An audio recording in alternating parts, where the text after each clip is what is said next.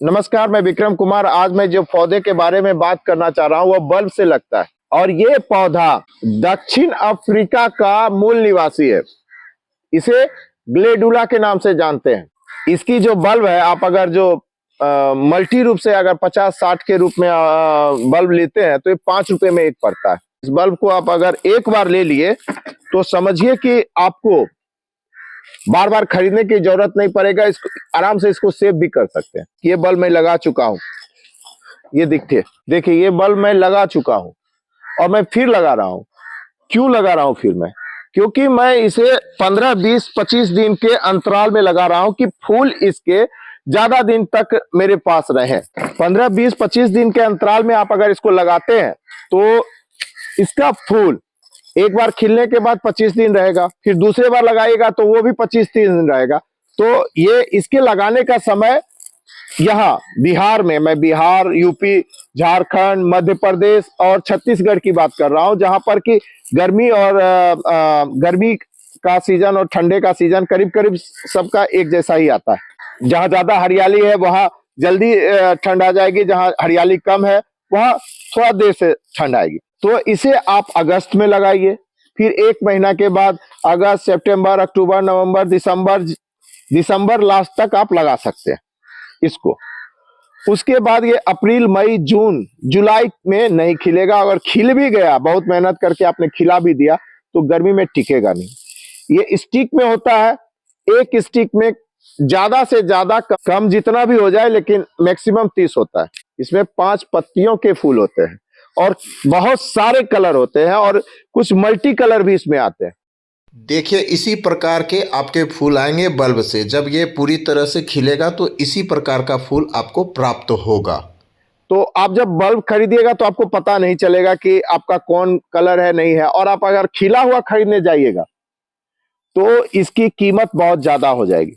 तो खिले हुए का कीमत कम से कम 30-35 रुपया से कम नहीं देगा। और खिला हुआ अगर आप लाते हैं तो ज्यादा दिन टिकेगा भी नहीं।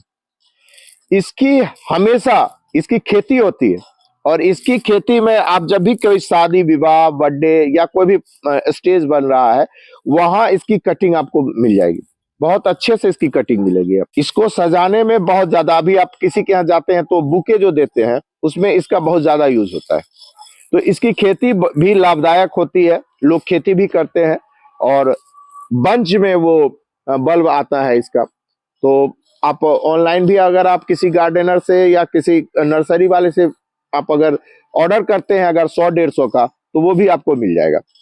तो हम तो खैर गार्डनिंग करने के लिए कर रहे हैं, तो इसको हम लगाते हैं और इसको कैसे लगाया जाए उसके बारे में बात करते हैं। गमले में आप लगाइएगा तो ड्रेनेज बहुत अच्छा रहना चाहिए। अगर ड्रेनेज नहीं है तो इसका बल्ब सड़ जाएगा, गल जाएगा। जमीन में लगाते हैं तो इसको नीचे नहीं लगाना है, इसको ऊपर लगाना है। ये मैं करके दिखाता हूँ। जमीन में लगाने वाले ग्लेडुला के बल्ब का खाद तैयार कर रहे हैं। अगर यही आप अगर गमले में लगाते हैं तो इसकी क्वांटिटी बदल जाएगी। गमले में आपको 40% गोबर की खाद, 10% आप लीफ की खाद दे दीजिए, उसमें थोड़ा सा राख दे दीजिए। नीम की खल्ली है, जिस गमले में आप दे रहे हैं उसमें 1 चम्मच एक चम्मच सरसों की खल्ली और 4 चम्मच नीम की खल्ली दीजिएगा। बस यही आपका गमला का हो गया। राख मिलाइए, ऊपर से छीट दीजिए चारों बगल। ये हमारा जमीन का लग रहा है, तो जमीन में तो हम सब पूरे जमीन को तो कर नहीं सकते। तो जहां हम गड्ढा करेंगे, जहां बल्ब रखेंगे, वहां पर ये खाद दे दिया जाएगा। इससे आपका बल्ब बहुत दिन तक टिका रहेगा। अब उसमें सारा वो जो सरसों की खल्ली है वो मिला दीजिए। ये सरसों की खल्ली हो गई।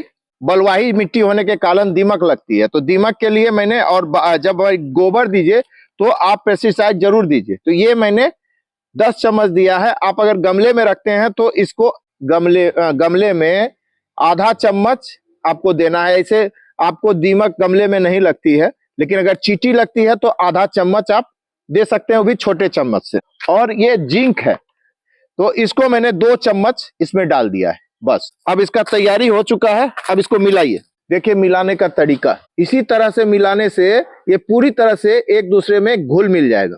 देखिए इस तरह का गड्ढा हम लोगों ने जमीन में किया है और उसमें पूरी तरह से इसको डाल देना है। तो ये सारा गड्ढा आपका इसी तरह से किया हुआ है और इन सबों में पहले हम खाद डाल देंगे।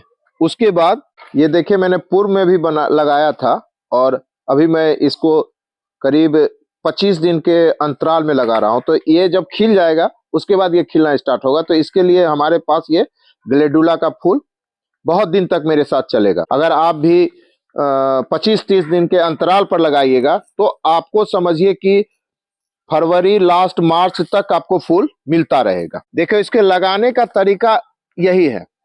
ये जो है ना सिर्फ ऊपर में रख देना है, बस रख दिए, हाँ, और उस पर थोड़ा सा मिट्टी बुलबुला देना है बस।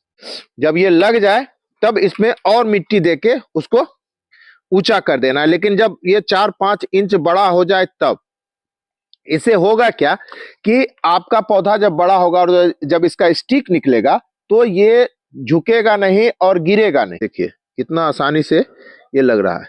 इसी तरह सब जगह आपको लगाना है। अब ग्लेडुला के जो बल्ब हैं उसे नमी भी बहुत अच्छी तरह से पसंद है, तो आप थोड़ा थोड़ा इसमें पानी देते रहिएगा। नमी देख के पानी दीजिएगा। नमी जब खत्म हो जाए तभी आप पानी दीजिएगा।